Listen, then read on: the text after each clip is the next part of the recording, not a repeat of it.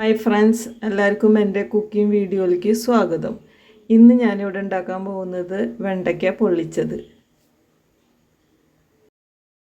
അതിന് വേണ്ടിയിട്ട് ഞാനിവിടെ 10 വെണ്ടയ്ക്ക ഞാൻ എടുത്തിട്ടുണ്ട് കേട്ടോ. അത് നന്നായി കഴുകി വൃത്തിയാക്കി തുടച്ച് ഞാൻ അതിൻ്റെ ഉള്ളിൽ മസാല പിടിക്കാൻ വേണ്ടിയിട്ട് ഇങ്ങനെ വരഞ്ഞു കൊടുക്കുന്നുണ്ട് കേട്ടോ. എന്നിട്ട് നമുക്കത് ഉപ്പും മുളകും ചേർത്ത് ഒന്ന് ഫ്രൈ ചെയ്ത് മാറ്റി വയ്ക്കാം. വെണ്ടയ്ക്ക പൊള്ളിക്കാൻ വേണ്ട ചേരുവകൾ എന്തൊക്കെയാണെന്ന് നമുക്ക് നോക്കിയാലോ. അതിനായിട്ട് ഞാനിവിടെ 2 സവാള എടുത്തിട്ടുണ്ട്, 2 തക്കാളി അരിഞ്ഞ് വെച്ചിട്ടുണ്ട്, പിന്നെ വറ്റൽമുളക്, മല്ലിയില, പച്ചമുളക്, വെളുത്തുള്ളി, ഇഞ്ചി, കറിവേപ്പില, ഇത്രയാണ് ഞാൻ എടുത്തിട്ടുള്ളത്. വെണ്ടയ്ക്ക ഫ്രൈ ചെയ്ത് മാറ്റി വെച്ച അതേ എണ്ണയിൽ തന്നെ ഞാൻ ഇഞ്ചി, വെളുത്തുള്ളി, പച്ചമുളക് ഇതൊക്കെ ഇട്ടൊന്ന് വഴറ്റുന്നുണ്ട്. ഇഞ്ചി വെളുത്തുള്ളിയൊക്കെ മൂത്ത് വരുമ്പോൾ നമുക്ക് അതിലേക്ക് സവാള അരിഞ്ഞ് വെച്ചത് ഇട്ട് കൊടുക്കാം. അപ്പോൾ സവാള ബ്രൗൺ കളറായി വന്നിട്ടുണ്ട്. അപ്പോൾ നമുക്ക് അതിലേക്ക് തക്കാളി ഇട്ട് കൊടുക്കാം. നമ്മുടെ അടുക്കളത്തോട്ടത്തിൽ വെണ്ടയ്ക്ക എന്തായാലും വെച്ച് പിടിപ്പിക്കേണ്ടതാണ് കേട്ടോ. കാരണം എന്താണെന്നറിയോ, അതിൽ vitamin A, B, C, K എന്നിവ അടങ്ങിയിട്ടുണ്ട്. പിന്നെ നാരുകൾ അടങ്ങിയിട്ടുള്ളതാണ് വെണ്ടയ്ക്ക. പോരാത്തതിന് കലോറി കുറവായതുകൊണ്ടേ നമുക്ക് കൊളസ്ട്രോളൊക്കെ നിയന്ത്രിക്കാൻ പറ്റും. പിന്നെ അമിതഭാരമുള്ളവർക്ക് ഇത് കഴിക്കുന്നത് നല്ലതാണ്. പിന്നെ പോരാത്തതിന് ഇരുമ്പ്, കാൽസ്യം, മാഗ്നീഷ്യം, പൊട്ടാസ്യം അങ്ങനെ സമ്പുഷ്ടമാണ് വെണ്ടയ്ക്ക. അപ്പോൾ അതുകൊണ്ട് നമ്മുടെ അടുക്കളത്തോട്ടത്തിൽ മറ്റുള്ള പച്ചക്കറികളുടെ കൂട്ടത്തിൽ നമ്മൾ വെണ്ടയ്ക്കും ഉണ്ടാക്കണം എന്നാണ് എൻ്റെ അഭിപ്രായം.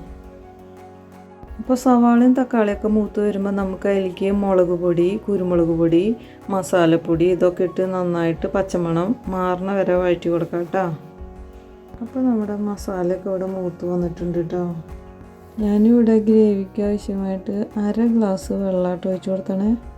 എന്നിട്ട് പാകത്തിന് ഉപ്പിട്ട് നന്നായി ഇളക്കി കൊടുക്കാം. അപ്പോൾ നമ്മുടെ ഗ്രേവി ഇവിടെ തിക്കായി വന്നിട്ടുണ്ട്. അപ്പോൾ നമുക്ക് അതിലേക്ക് ഫ്രൈ ചെയ്ത് മാറ്റി വെച്ച വെണ്ടയ്ക്ക അതിലേക്ക് ഇട്ട് കൊടുക്കാം കേട്ടോ. കൂട്ടുകാരെ, നമ്മുടെ നോണില്ലാത്ത ടൈമിൽ നമുക്ക് ഈ വെണ്ടയ്ക്ക പൊള്ളിച്ചത് ഉണ്ടാക്കിയാലുണ്ടല്ലോ നമ്മുടെ പ്ലേറ്റ് കാലിയാവുന്നത് അറിയില്ല. അത്രയ്ക്ക് ടേസ്റ്റാണ്. ഒന്ന് ഉണ്ടാക്കി നോക്കണം കേട്ടോ. അതിന് ശേഷം വാട്ടിയെടുത്ത വാഴയിലേക്ക് നമുക്ക് ഈ വെണ്ടയ്ക്ക കൂട്ട് ഇട്ട് കൊടുക്കാം കേട്ടോ. അപ്പോൾ ഞാനിതിവിടെ നന്നായി പൊതിഞ്ഞെടുത്തിട്ടുണ്ട് കേട്ടോ. അതിന് ശേഷം സ്റ്റൗ കത്തിച്ച് ഒരു പാനോ അല്ലെങ്കിൽ ചീനച്ചട്ടി അടുപ്പത്ത് വെച്ച് അതിലേക്ക് സ്വല്പം വെളിച്ചെണ്ണ ഒഴിച്ച് കൊടുക്കുക. അതിലേക്ക് ഈ പൊതിയിട്ട് തിരിച്ചും മറിച്ചും നമുക്ക് കുറച്ച് നേരം പൊള്ളിച്ചെടുക്കാം കേട്ടോ. അപ്പോൾ നമ്മുടെ വെണ്ടയ്ക്ക പൊള്ളിച്ചത് ഇവിടെ റെഡി ആയിട്ടുണ്ട്. അപ്പോൾ നമുക്കൊന്ന് തുറന്നു നോക്കിയാലോ. വാഴയിലയിൽ വെണ്ടയ്ക്ക പൊള്ളിച്ചപ്പോഴുള്ള സ്മെല്ലുണ്ടല്ലോ, ഒരു രക്ഷയില്ല കേട്ടോ. വായയിൽ വെള്ളം വരുന്നുണ്ട്. അപ്പോൾ കൂട്ടുകാരെ, എൻ്റെ ഈ റെസിപ്പി നിങ്ങളൊന്ന് ട്രൈ ചെയ്ത് നോക്കണം കേട്ടോ. എന്നിട്ട് ഇഷ്ടമായെങ്കിൽ എൻ്റെ ചാനൽ സബ്സ്ക്രൈബ് ചെയ്യാനും ലൈക്ക് ചെയ്യാനും ഷെയർ ചെയ്യാനും മറക്കരുത് കേട്ടോ. അപ്പോൾ ടാറ്റാ.